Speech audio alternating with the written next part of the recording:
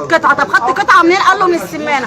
طب بناء عليه طبختها طعمها زي ايه؟ قال له طعم الفرخه. يعني ايه؟ هو ده اللي سمعناه، وسمعنا صوت الشنور وهو شغال. بس كأني واحد بيدق مسمار في حاجه طبيعي لانه ابوه نجار اصلا. ابوه نجار. وهنسمع ايه؟ سمعنا شنيور ما ممكن يكون جرك دوت ولا جرك ده بيعمل حاجه بيصلح حاجه. صوت الصاروخ هو زي صوت الشنور بالظبط. زيه بالظبط، وهو ما عملش ازعاج يعني اللي بيها خد وقت مثلا الصاروخ شغال. لا ده ممكن 10 دقايق ويسكت، 5 دقايق ويسكت، وبعد كده بعد ما يجي ضبط المباحث بيوسف ايه اللي حصل بعد كده؟ خده وطلع على الشقه فوق، غاب بيه، فضل يدور في الشقه على اي حاجه تدل ان صاحبه كان معاه في الشقه، ما استدلش على حاجه. خده ومشي بيه قيمه ساعتين، ولقيناه بقى جايب يوسف وجايب الحكومه. حتى في نفس اليوم ابوه لما رجع، لما خدوه في القسم هو وابنه، لما رجع فبيسالني بيسال عيالي يعني، بقول لها ابو بندق فين؟ هو مثل الفيلم اللي اتفرج عليه، مثله بالظبط.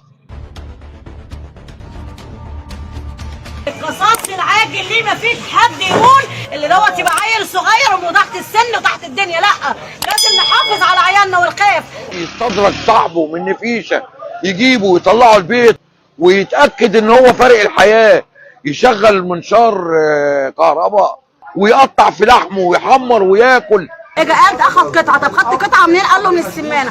طب بناء عليه طبختها طعمها زي ايه؟ قال له طعم الفرخه. يعني ايه؟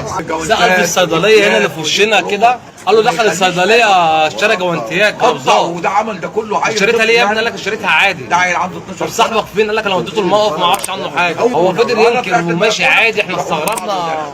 معاه يوسف في الطلعه وفي النازله بتعامل معاه هو ووالده، حتى لو ما والده كان يضربه انا اللي بخش احوش عنه. يقول لي يا عم بندر ما ماسك التليفون 24 ساعه، نقول له تعالى كل بردك ماسك التليفون، يدخل البلكونه ماسك التليفون. فاحنا لغايه دلوقتي احنا مش متخيلين ان يوسف يعمل كده، يستدرج صاحبه من نفيشه، يجيبه ويطلعه البيت ويضربه على دماغه ويتاكد ان هو فارق الحياه، يشغل منشار كهرباء ويقطع في جسمه ويقطع في لحمه ويحمر وياكل. ايه ده؟ ياكل ايه؟ من لحم الطفل اللي قتله. هو قال كده؟ ايوه قال كده للنيابه، وقال كده لامناء الشرطه. قطع من ايه بالظبط؟ قطع من رجليه. من رجليه.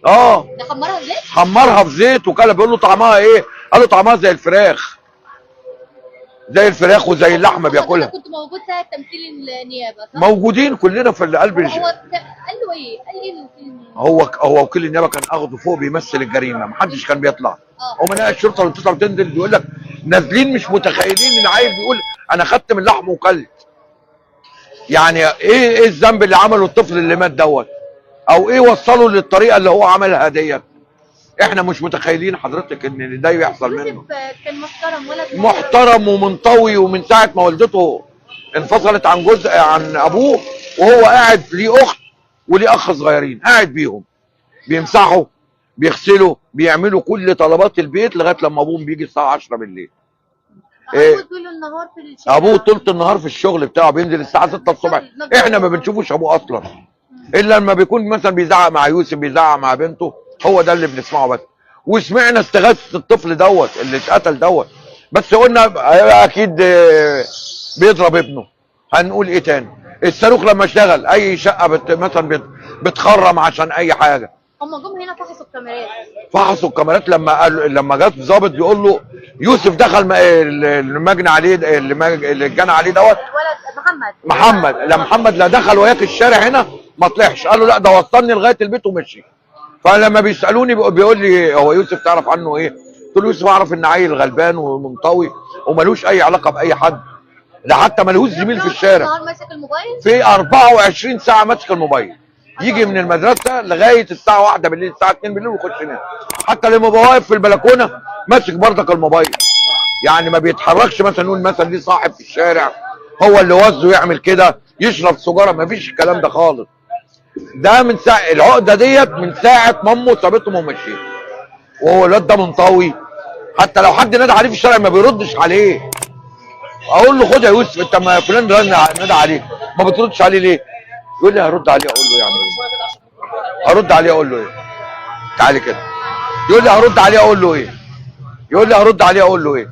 اقول له طب يندى عليك، تقول لي لا ماليش دعوه بحد. بابا قال لي مالكش دعوه بحد.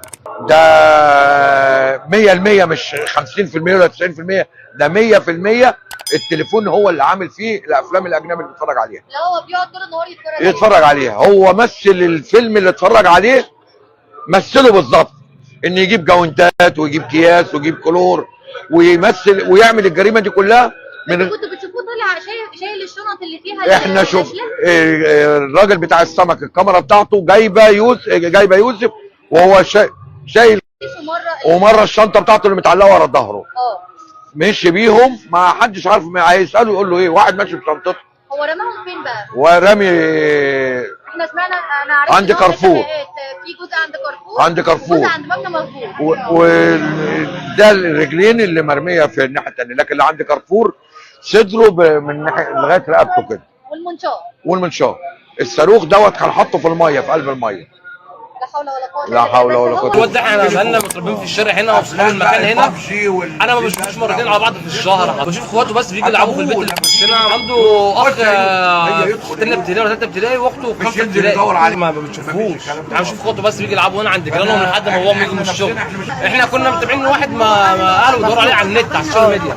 مره واحده لقينا الحكومه بتاعت الضواحي عندنا في الدايره، لهم معاه كده مثلا امين الشرقي قال لي ده في عيل صاحبي وكان معاه هو اخر واحد ومخطوف مش موجود. القصاص العاجل ليه ما فيش حد يقول اللي دوت لازم يتحاكم محاكمه، اللي دوت يبقى عيل صغير وتحت السن وتحت الدنيا. لا، لازم نحافظ على عيالنا ونخاف، لازم حكومتنا تتحرك. بنطالب المديريه والدنيا كلها تتحرك. يقول لك ده قطع منه وحمره وكله، فطعم اللحمه دي قال لك زيها زي الفراخ بالظبط. بنطالب بحق احمد. انا لا اعرف احمد ولا اعرف احمد ده المجني عليه. ايوه المجني عليه. انت ازاي عيل كطفل عندك 12 سنه ازاي تجيب عيل تستدرجه، يجي لك قلب تعمل كده تستدرجه من قلب المدرسه وتجيبه معاك، وعندك الكياس محضره، وعندك الهلت محضره، وعندك الاسلحه محضره، وكل حاجه محضر، وتغسل تقطع القطعه وتغسلها وتطلع ترمي عند كارفور، وعربيه واقفه لك من غير نمر، يبقى دوت في تخطيط وفي حاجه كبيره. لكن كأن الجيران جنبه يقول ابن ناس ونفسيا وبيخافوا زي القطه وزي الفار. مفيش طبعا الكلام ده. حرام حرام حرام. احنا بنطالب ان حق احمد لازم يجي. انا ولا قريبه احمد ولا قريبه محمد، بس هو بما يرضي الله احنا عندنا عيال لازم حقه يجي يبقى عبره للدنيا. سبب اللعبه هي اللي وصلت. لا احنا ما شفناش لعبه، كل اللي بيشاهدوا دول سامعين، احنا ولا شفنا لعبه. طب ايه موضوع ان اكل قطعه من رجله دي؟ احنا لسه سامعين الضابط هو اللي بيتكلم، وواحد جار اجى قال اخد قطعه. طب خدت قطعه منين؟ قال له من السمانه. طب بناء عليه طبختها طعمها زي ايه؟ قال له طعم الفرخه. يعني ايه؟ ازاي حاله نفسيه؟ هو كل اللي هيعمل مصيبه هيجي يقول يا بيشربوا يا حاله نفسيه؟ لا احنا كده كل عيالنا هتضيع وكل عيالنا هتتدمر وهنبقى دمار والدنيا ضاعت. حرام بنطلب القصاص، حرام بنطلب القصاص في ميدان عام زي ما اتفعل في احمد محمد اتفعل فيه، ايا كان بقى، ايا كان عمل ايه. مساء الخير، ازي حضرتك؟ يعني احكي لنا عن احمد ويوسف، كانوا اصدقاء هم يعني مع بعض دايما وكانوا ولا اعرف ده ولا اعرف ده، انا من المحطه الجديده. بس عمرها يعني ما حصل. يعني شفنا كتير وقليل عمرها ما حصلت اي حاجه زي كده خالص. لما طفل عنده 12 سنه و 13 سنه يعمل حاجه زي كده يعني يبقى كده البلد خرب. ما ولا فيه يعني ولا اب ولا ام ولا اي اهل يسالوا يعني لما يجيبوا حاجه زي كده وياخدوا البيت ويطلع فوق وينزل بيه ويرميه مثلا على طريق بيجاي. هو عارف بيعمل ايه؟ يعني ده مش عيل صغير، ده واحد عنده بتاع 30 سنه 50 سنه. يعني لما طفل عنده 13 سنه يعمل حاجه زي كده، انما ممكن يكون الاب هو اللي عمل ايه؟ يعني مش لوحده، يعني هو في حاجه ورا الجريمه دي. يعني احنا عايزين حق الواد ده عشان عمرها ما حصل. ما كل واحد بقى كده هيعمل اللي بتعمل الفراخ ولا مش عارف تعمل ايه. يعني ايه تاني كده في البلد. يعني حق الواد دوت لازم ياخد عشان البلد تبقى عايشه في امان. ما كل عيلين كده بقى اللي عنده 10 سنين واللي عنده 12 سنه هياخد دواء يعمل سنين. يعني هو جايب صاروخ مثلا بيقطع فرخه ولا بيقطع مثلا مؤاخذه جاموسه ولا بيقطع ايه يعني. ده بني ادم هيجي له قلب ازاي يقطع كده ويعمل كده دوت. دلوقتي بيمثل الجريمه.